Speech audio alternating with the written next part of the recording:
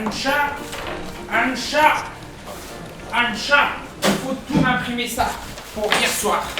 Non, mardi passé. L'impression des consommateurs, rencontre annuelle de toute la région. Alors il va falloir imprimer tout ça. Voilà.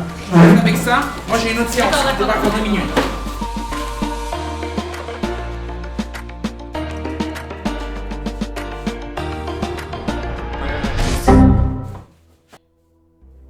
J'ai tout fait juste là. Pourquoi ça marche pas? Allez là. Allez. Oh bah rien de nouveau sous le soleil hein. Cette imprimante en plus elle date de Mathusalem alors m'étonne pas. La réunion elle est dans 10 minutes donc je pense qu'il va falloir se dépêcher. Le moins qu'on puisse dire c'est on va faire mauvaise impression hein. Et comme on récolte ce que l'on sème. Dis voir, au lieu d'essayer de caser toutes les expressions bibliques dans une même phrase, tu voudrais pas m'aider par hasard?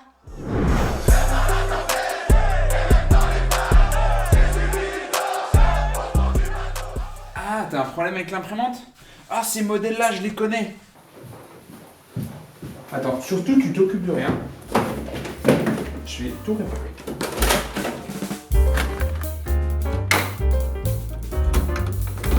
Les petits messages programmés. Ah voilà. Eh c'est celui-là. Et ben voilà. C'est réglé. À réparer une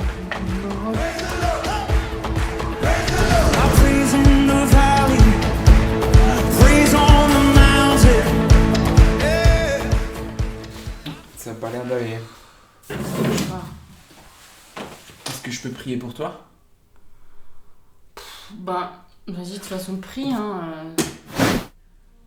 Seigneur, permettez à Ancha de réaliser combien vos voix sont insondables. Révélation! Ah, yes! En fait, c'est les cartouches d'encre qu'il faut changer. Papa désolé, j'ai beaucoup parlé et souvent j'ai manqué de foi. Trop souvent j'ai manqué de toi, de ta présence et de tes bras. Mais je comprends pas, il m'avait dit cartouche vide, j'ai rempli tout ce que je pouvais, ça fonctionne toujours pas, hein. Oh, non. Oh là Oh là là. là! C'est quoi ces jérémiades là? Tu pleures comme une madeleine. Ça marche pas. Faut pas baisser les bras. Je te baisserai les bras, moi, tu vois.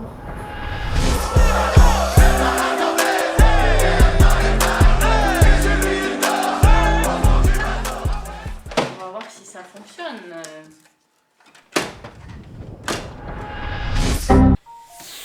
Oh, la réunion, elle est dans 2 minutes. Ça marche toujours pas. Ah. Salut. Salut. Ça va pas? Mais ça marche pas. Ouais, ils m'ont dit les collègues. C'est quoi que t'aurais besoin? Bah j'avais justement besoin de quelqu'un qui me demande ce que j'avais besoin.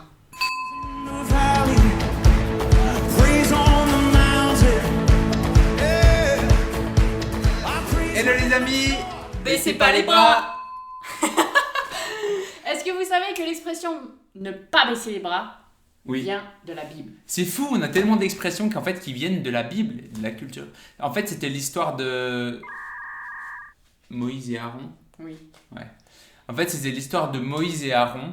Oh non. Je vais donner juste l'exemple de Moïse dans le désert où c'est... Non. Non. Non. Mais c'est qui les deux qui lui tiennent les bras? Mais c'était une histoire dans la Bible où Moïse avait les bras levés comme ça. Tant qu'il avait les bras en haut, la bataille était en train de gagner. Ça peut paraître fou, mais c'est comme ça. Et il a demandé à 2 personnes de venir lui tenir les bras pour gagner la bataille. Donc, il faut pas baisser les bras. Voilà, ça vient de la Bible. Voilà. C'était l'intro. Ouais. Non, pourquoi on a fait cette petite vidéo et ces mises en scène, les amis? En fait, c'était pour illustrer Ancha, secrétaire, qui n'est pas chrétienne, Oui. a besoin d'aide. Et puis, il y a des chrétiens qui essayent de venir l'aider et il y a différentes attitudes qui sont exposées. Mais en fait, c'est pas de dire ces attitudes sont bonnes ou mauvaises, mais c'est plutôt de dire est-ce que c'est conduit par l'esprit ou pas? Ouais. Est-ce que c'est fait dans le bon timing, au bon moment, au bon endroit? si tu vas prier pour la personne et puis qu'en fait elle a besoin d'écoute, bah tu passes à côté.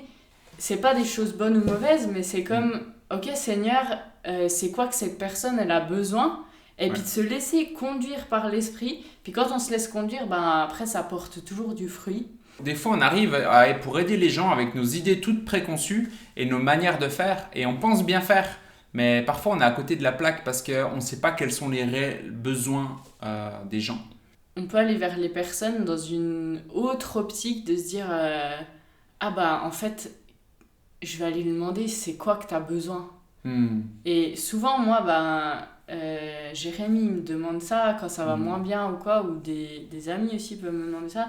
Ben, concrètement, là, en ce moment, qu'est-ce que tu as besoin, Charlotte ? Et en fait, ça m'aide parce que t'es comme là, tu peux juste discuter et puis tu te sens pas genre la personne vient avec ses propres solutions, ses résolutions à dire il faudrait faire ci, il faudrait faire comme ça, non mais moi je pense que nanana. C'est genre, qu'est-ce que tu as besoin ? Tu vois ? Ouais. Et en fait, c'est de jongler avec ces deux choses, c'est être conduit par l'esprit avec toute la sagesse que Dieu il nous donne si on lui demande, toute la sagesse et le discernement qu'il nous donne, et en même temps comme surfer sur la wave des besoins des gens. Et il faut, c'est pas l'un ou l'autre, c'est les deux ensemble qui doivent s'harmoniser. C'est pas facile des fois de dire ce qu'on a besoin. Du coup, je voulais vous donner quelques exemples. Bah, tu peux avoir besoin de repos, tu peux avoir besoin d'écoute, tu peux avoir besoin d'être encouragé, tu peux avoir besoin de calme, tu peux avoir besoin de passer du temps avec Dieu pour processer, tu peux avoir besoin de pardonner, tu peux avoir besoin d'un big hug. Ah ouais, tu sais, les gens qui, des fois, t'as juste besoin d'un câlin, quoi. Tu peux avoir besoin de parler, de t'exprimer, de mettre en mots qu'est-ce qui va pas, qu'est-ce qui se passe dans ton cœur. Enfin, il y a tout plein de sortes de besoins. Et quand tu permets aux gens d'exprimer leurs besoins, c'est comme une prière où finalement ils expriment directement à Dieu. Puis Dieu, il... Paf.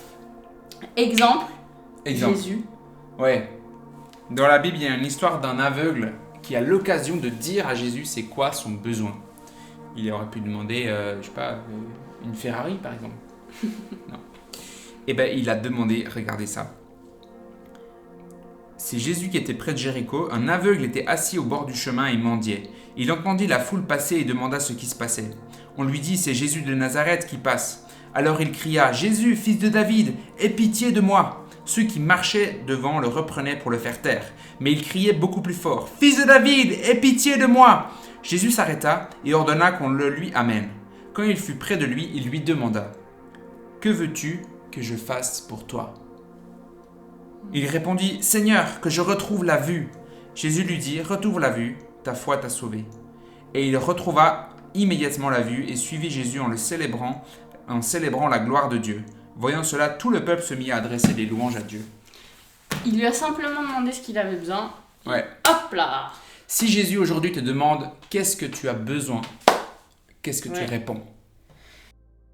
Et moi, je prie aussi que pour toutes les situations auxquelles vous faites face, que ce soit dans votre travail, dans votre quotidien, quand vous faites les courses, quand vous êtes dans la rue ou quoi que ce soit, quand vous imprimez. Quand vous imprimez les choses, que vous soyez sensible à l'esprit et de dire, poser la question, Jésus, qu'est-ce que tu aurais fait dans cette situation à ma place pour cette personne ? Et laissez-vous juste conduire en fait. Amen. Amen. Point bise. Permettez que Ancha réalise combien...